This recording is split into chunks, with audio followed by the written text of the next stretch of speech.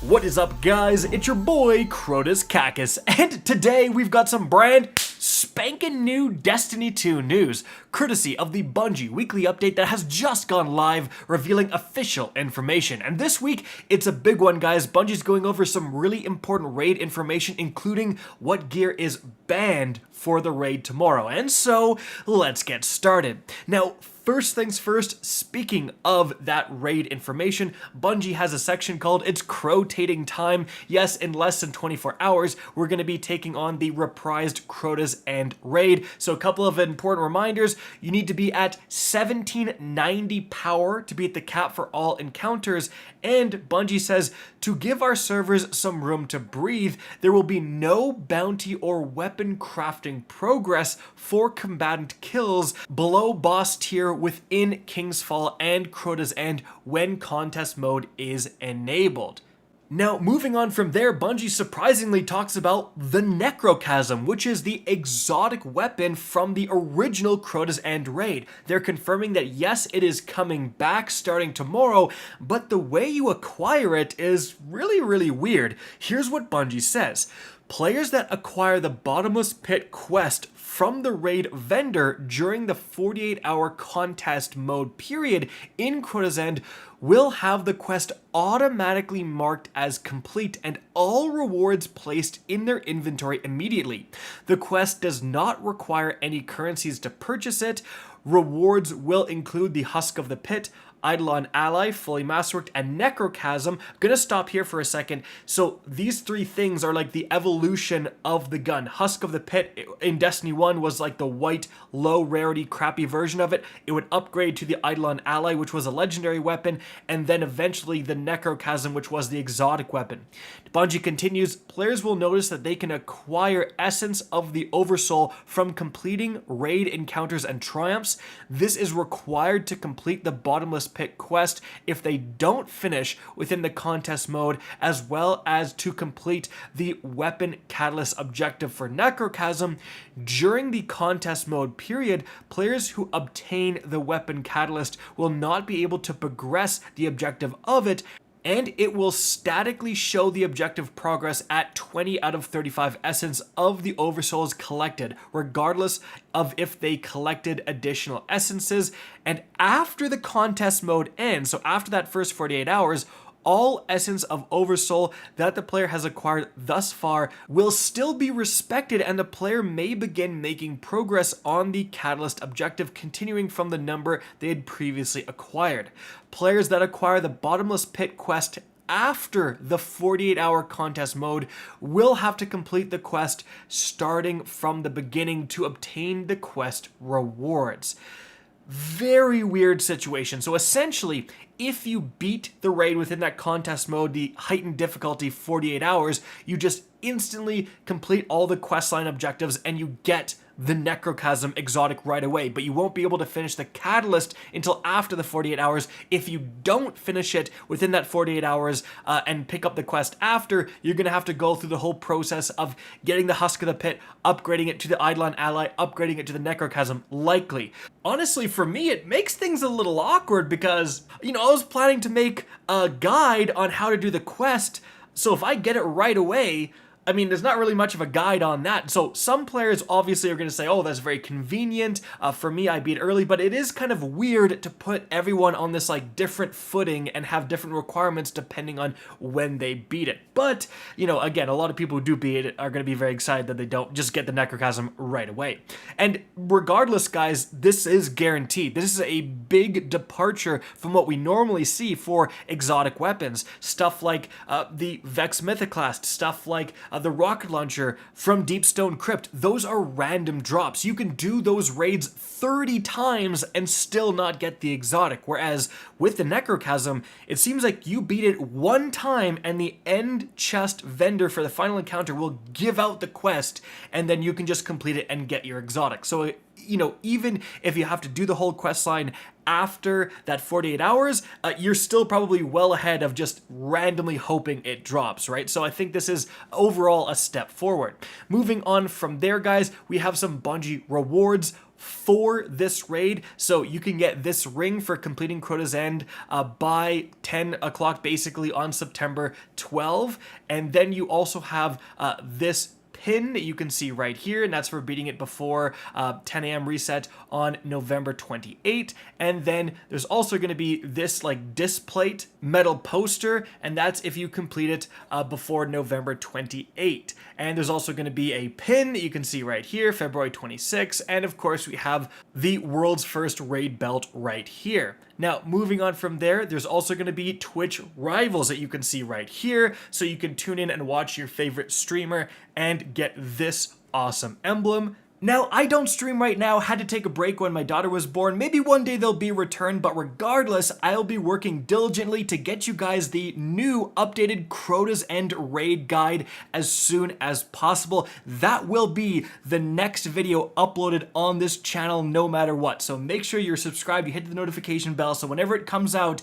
you can get it right away.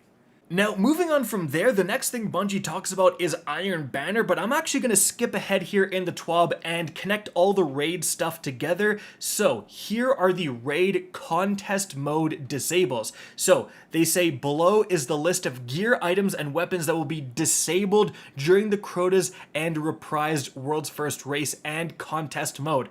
Traits and functionality of the following items will be nullified within the raid, and additional negative impacts to power levels will happen if they're equipped. So we have the Tessellation Exotic Fusion Rifle, the brand new pre-order bonus for the final shape. Yeah, that's disabled. We have the Warlock Weavewalk aspect. That's going to be disabled. We have the Titan Banner of War aspect. We have the Foe Tracer Exotic Hunter Helmet, and we have the Elemental Munitions mod. So I'm going to be honest, guys, I'm really annoyed that the Titan Banner of War aspect is on here. If you guys saw, I did a video on the God tier Titan Banner of War build. I love that thing. I've been using it a ton, and I was actually planning on taking it into the raid. So it completely sucks to see it on this list. Like Bungie, you introduced a brand new aspect. It was a banger. A bunch of builds came out of it. Everyone was happy about it. How are you disabling it? Now, I'm sure there's some sort of glitch that's causing it to be absurd or broken that I don't know about. I tend to not like to cover that kind of stuff on my channel. So maybe that's why it has to be disabled, but it just sucks that if that's even the case, that Bungie can't playtest and QA this stuff a little bit more so we can actually use the cool new stuff in the cool new raid for the cool new season. It all just kind of doesn't make sense to introduce all this cool stuff and then ban it immediately for the activity you want to use it in. Rant over. Now, moving on from there, guys, let's talk about Iron Banner. So Bungie says it returns next week, so next Tuesday, and on top of having a new emblem and shader available, we have a couple of weapons from the two foundries we made official this season, Cassoid and Nadir. So that is actually an interesting thing.